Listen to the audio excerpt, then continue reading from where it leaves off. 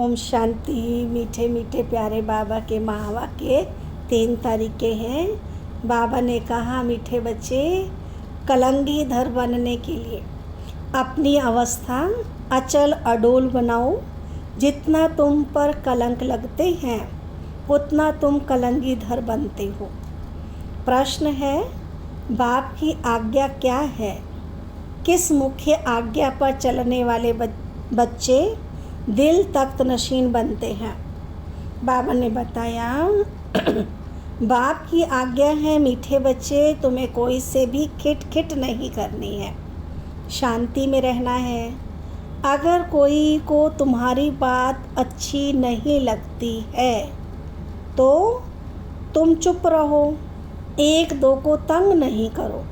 बाप दादा के दिल तख्त नशीन बन सकते हैं जब अंदर कोई भी भूत ना रहे, मुख से कभी कोई कड़वे बोल ना निकले, मीठा बोलना जीवन की धारणा हो जाए। ओम शांति। भगवानुवाच है, आत्म अभिमानी भव। पहले जरूर कहना पड़े, ये है बच्चों के लिए सावधानी। बाप कहते हैं कि हम बच्चे कहते हैं तो बच्चों को भी आत्मा रूप में ही देखता हूँ। शरीर तो पुरानी जुत्ती है, ये सतो प्रधान बन नहीं सकता। सतो प्रधान शरीर तो सतयुग में ही मिलेगा। अभी तुम्हारी आत्मा सतो प्रधान बन रही है, शरीर तो वही पुराना है। अभी तुमको अपनी आत्मा को सुधारना है, पवित्र बनना है। सतयुग में शरीर भी पवित्र मिलेगा। आत्मा को शुद्ध करने के लिए एक बाप को याद करना होता है। बाप भी आत्मा को देखते हैं। सिर्फ देखने से आत्मा शुद्ध नहीं बनेगी, वह तो जितना बाप को याद करेंगे उतना शुद्ध होते जाएंगे। यह तो तुम्हारा काम है, बाप को याद करते करते सतो प्रधान बनना। बाप तो आया ही है रास्ता बताने। ये शरीर तो अंत तक पुराना ही रहेगा। ये तो सिर्फ कर्म इंद्रियां हैं जिससे आत्मा का कनेक्शन है। आत्मा गुलगुल बन जाती है, फिर कर्तव्य भी अच्छे करती है।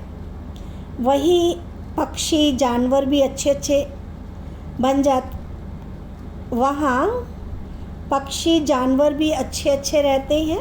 यहाँ चिड़िया मनुष्य को देख भागती है, वहाँ तो ऐसे अच्छे पक्षी तुम्हारे आगे पीछे घूमते रहेंगे। वह भी कायदे से, ऐसे नहीं घर के अंदर घुस आएंगे, गंद करके जाएंगे, नहीं। बहुत कायदे की दुनिया होती है। आगे चल तुमको सब साक्षात्कार होते रहेंगे।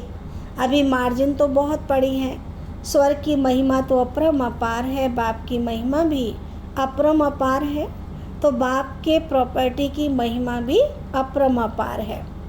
बच्चों को कितना नशा चढ़ना चाहिए।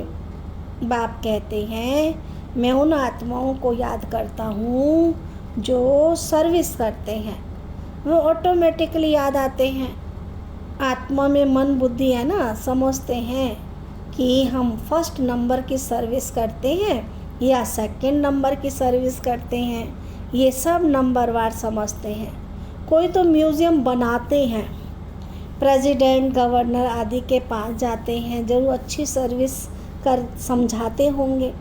सब में अपना अपना गुण है। कोई में अच्छे गुण होते हैं तो कहा जाता है ना कितना गुणवान है। जो सर्विसफुल होंगे वे बहुत मीठा बोलेंगे और सदैव मीठा बोलेंगे, कड़वा कभी बोल नहीं सकेंगे। जो कड़वा बोलने वाले हैं उनमें भूत है, देहाभिमान नंबर 1 है, फिर उसके पीछे और भूत प्रवेश करते हैं। मनुष्य बद चलन भी बहुत चलते हैं। बाप कहते हैं, इन विचारों का दोष नहीं है। तुमको मेहनत ऐसी करनी है जैसे कल पहले की है। अपने को आत्मा समझ, बाप को याद करो, फिर आहिस्ते आहिस्ते सारे विश्व की डोर तुम्हारे हाथ में आने वाली है।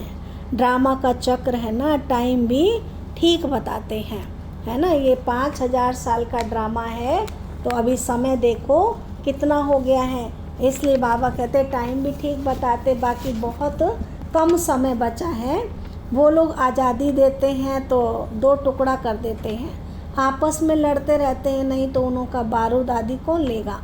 ये भी उन्हों का व्यापार है, ड्रामानुसार ये भी उन्हों की चालाकी है। यहाँ भी टुकड़े टुकड़े कर दिया है।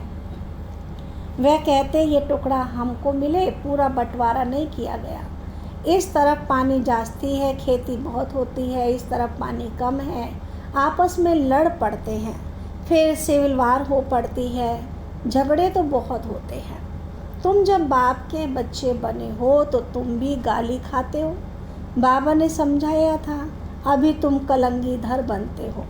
जैसे बाबा गाली खाते तुम भी गाली खाते हो। ये तो जानते हो कि इन विचारों को पता नहीं है कि ये विश्व के मालिक बनते। 84 जन्मों की बात तो बहुत सहज है। आप ही पूज्य आप ही पुजारी भी तुम बनते हो।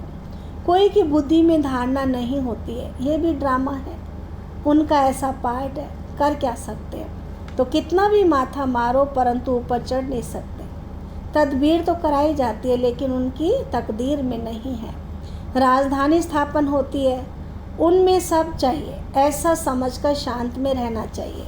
कोई से भी खिटपिट की बात नहीं, प्यार से समझाना पड़ता है। ऐसे ना करो, ये आत्मा सुनती है, इससे और ही पद कम हो जाएगा। कोई कोई को अच्छी बात समझाओ तो भी अशांत हो पड़ते हैं, तो छोड़ देना चाहिए। खुद भी ऐसा होगा तो 1-2 को तंग करता होगा, ये पिछाड़ी तक रहेगा। माया भी दिन प्रतिदिन कड़ी होती जाती है ना। महारथियों से माया भी महारथी होकर लड़ती है। माया के तूफान आते हैं, फिर प्रैक्टिस हो जाती है बाप को याद करने की, एकदम जैसे अचल अडोल रहते हैं। समझते हैं माया हैरान करेगी, बाबा कहते डरना नहीं है। कलंगीधर बनने वालों पर कलंक लगते हैं, इसमें नाराज़ नहीं होना चाहिए। अखबार वाले कुछ भी खिलाफ डालते हैं क्योंकि पवित्रता की बात है ना। अबलाओं पर अत्याचार होंगे, अकासुर बकासुर नाम भी है, स्त्रियों का नाम भी है, पूतना सूपनखा। अब बच्चे पहले पहले महिमा भी बाप की सुनाते हैं, तो बेहद का बाप कहते हैं तुम आत्मा हो।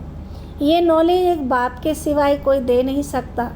रचता और रचना का ज्ञान ये है पढ़ाई, जिससे तुम सुदर्शन चक्रधारी बन चक्रवर्ती राजा बनते हो। अलंकार भी तुम्हारे हैं, परंतु तुम ब्राह्मण पुरुषार्थी हो, इसलिए ये अलंकार विष्णु को दे दिया है। ये सब बातें आत्मा क्या है, परमात्मा क्या है, कोई भी बता नहीं सकते हैं। आत्मा कहाँ से आई है, निकल कैसे जाती है। कभी कहते आँखों से निकली, कभी कहते भ्रुकुटी से निकली, कभी कहते माथे से निकल गई। ये तो कोई जान नहीं सकता है। अभी तुम जानते हो आत्मा शरीर ऐसे छोड़ेगी, बैठे बैठे बाबा की याद में देह का त्याग कर देंगे। बाप के पास तो खुशी से जाना है, पुराना शरीर खुशी से छोड़ना है। जैसे सर्प का मिसाल है ना, जानवरों में भी जो अक्ल है वह मनुष्यों में भी नहीं है। वह सन्यासी आदि तो सिर्फ दृष्टांत देते हैं। बाबा कहते तुमको ऐसा बनना है जैसे भ्रमरी कीड़े को ट्रांसफ़र कर देती है, तुमको भी मनुष्य रूपी कीड़े को ट्रांसफ़र कर देना है। उसको भी ज्ञान योग के पंख लगा देने हैं। सिर्फ दृष्टांत नहीं देना है लेकिन प्रैक्टिकल करना है। ब्रह्मा कुमार कुमारी जो भी बने हैं, बाबा उनको कहते हैं कि तुम्हें भी सबको ऐसे ही पंख लगाने ज्ञान योग के। वह तो वर्षे को जानते नहीं है ना, शांति तो सबको मिलती है, सब शांति धाम में जाते हैं, सिवाय बाप के कोई भी सर्व की सद्गति नहीं करते हैं। ये भी समझाना होता है। तुम्हारा निर्वर्ती मार्ग है, तुम तो ब्रह्म में लीन होने का पुरुषार्थ। जो सन्यासी लोग हैं ना, जो घर बार छोड़कर चले गए हैं, उनके लिए बाबा कह रहा है कि वो तो ब्रह्म में लीन होने का पुरुषार्थ करते। बाप तो प्रवृत्ति मार्ग बनाते हैं। ये बहुत गुह्य बात है। पहले तो कोई को अल्फ का बे का पाठ पढ़ाना पड़ता है। बोलो, तुमको 2 बाप हैं, एक है हद का और दूसरा है बेहद का। हद के बाप के पास जन्म लेते हो विकार से, कितने अपार दुख मिलते हैं। सत्युग में अपार सुख होंगे, वहाँ तो जन्म ही मक्खन मिसल होता है, कोई दुख की बात नहीं। नाम ही स्वर्ग है। बेहद के बाप से बेहद की बादशाही का वर्षा मिलता है। पहले है सुख, पीछे है दुख। पहले दुख फिर सुख कहना रॉन्ग है। पहले नई दुनिया स्थापन होती है, पुरानी थोड़ी स्थापन होती है। पुराना मकान कभी कोई बनाते हैं क्या? नई दुनिया में तो रावण हो ना सके, ये भी बाप समझाते हैं। तो बुद्धि में युक्तियाँ हों, भगवान का ज्ञान देने के लिए युक्तियाँ रचनी है। बेहद का बाप बेहद का सुख देते, कैसे देते? आओ तो समझाएं। कहने की भी युक्ति चाहिए। दुख धाम के दुखों का भी तुम साक्षात्कार कराओ। कितने अथाह दुख है, अपरम अपार है। नाम ही दुख धाम है, इनको सुख धाम कोई कह नहीं सकता। सुख धाम में श्री कृष्ण रहते हैं। श्री कृष्ण के मंदिर को भी सुख धाम कहते हैं। वह सुख धाम का मालिक था ना, जिसकी मंदिरों में अभी तक भी पूजा होती है। अभी ये बाबा लक्ष्मी नारायण के मंदिर में जाएंगे तो कहेंगे ओहो ये तो हम बनते हैं, इनकी पूजा थोड़ी करेंगे, नंबर 1 बनते। तो फिर सेकंड थर्ड की पूजा क्यों करें? हम तो सूर्यवंशी बनते हैं।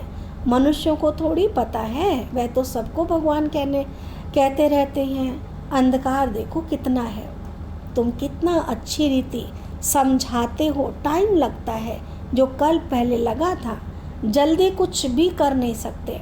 हीरे जैसा जन्म तुम्हारा अभी का है। देवताओं का भी हीरे जैसा जन्म नहीं कहेंगे, वह कोई ईश्वरीय परिवार में थोड़ी है। ये है तुम्हारा ईश्वरीय परिवार, वह है दैवी परिवार।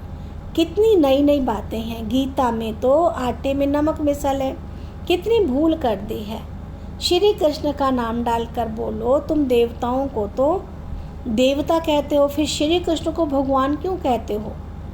विष्णु कौन है ये भी तुम समझते हो? मनुष्य तो बिगर ज्ञान के ऐसे ही पूजा करते रहते हैं। प्राचीन भी देवी देवता हैं तो स्वर्ग में होकर गए हैं। सतो रजो तमो तो सबको आना है। इस समय तुम सतो प्रधान हो, इस समय तुम तमो प्रधान हो, सतो प्रधान बन रहे हो। सतो प्रधान बनने की पढ़ाई भी तुम इसी समय करते हो। जब तमो प्रधान होते हो तो सतो प्रधान बनने का पुरुषार्थ करते हो। तो बच्चों को पॉइंट्स तो बहुत समझाते हैं। फिर बाबा कहते बैच पर भी तुम अच्छा समझा सकते हो। बाप और पढ़ाने वाले टीचर को याद करना पड़े, परंतु माया की भी कितनी कश्मकश चलती रहती है। बहुत अच्छी अच्छी पॉइंट्स निकलती रहती हैं। अगर सुनेंगे नहीं तो सुना कैसे सकेंगे? अक्सर करके बाहर में बड़े महारथी इधर उधर जाते हैं तो मुरली मिस कर देते हैं, फिर पढ़ते नहीं हैं, पेट भरा हुआ है। बाप कहते कितनी गुहे गुहे बातें तुमको सुनाता हूँ, जो सुनकर धारण करना है। धारणा नहीं होगी तो कच्चे रह जाएंगे। बहुत बच्चे भी विचार सागर मंथन कर अच्छी अच्छी पॉइंट सुनाते हैं। अब बाबा को उन बच्चों का भी चिंतन चलता है कि ये बच्चे कितनी अच्छी पॉइंट सुनाते हैं, विचार सागर मंथन करके सुनाते हैं, जो कभी इसने नहीं सुनाई। वह सर्विसेबल बच्चे अपना विचार सागर मंथन कर निकालते हैं, सर्विस पर ही लगे रहते हैं, मैगज़ीन में भी अच्छी पॉइंट्स डालते हैं। तो तुम बच्चे विश्व का मालिक बनते हो। बाप कितना ऊंच बनाते हैं। गीत में भी है ना, सारे विश्व की बागडोर तुम्हारे हाथ में होगी, कोई छीन ना सके। कौन सा गीत है? तुम्हें पाके हमने जहाँ पा लिया, जमी तो जमी आसमान पा लिया। ये लक्ष्मी नारायण विश्व के मालिक थे ना, उन्हों को पढ़ाने वाला जरूर बाप ही होगा। ये भी तुम समझा सकते हो। उन्होंने राज्य पद पाया कैसे? मंदिर के पुजारी को पता नहीं है, तुमको तो अथाह खुशी होनी चाहिए। यह भी तुम समझा सकते हो। ईश्वर सर्वव्यापी नहीं है। इस समय तो 5 भूत सर्वव्यापी हैं। एक एक में ये विकार है, माया के 5 भूत हैं। माया सर्वव्यापी है, तुम फिर ईश्वर सर्वव्यापी कह देते हो, ये तो भूल है ना। ईश्वर सर्वव्यापी हो कैसे सकता है? वह तो बेहद का वर्षा देते हैं, कांटों को फूल बनाते हैं। तो समझाने की प्रैक्टिस भी बच्चों को करनी चाहिए। अच्छा, मीठे मीठे सिक्के लदे बच्चों प्रति माता पिता बाप दादा का याद प्यार और गुड मॉर्निंग। रूहानी बाप की रूहानी बच्चों को नमस्ते। हम रूहानी बच्चों की रूहानी बाबा को नमस्ते नमस्ते नमस्ते।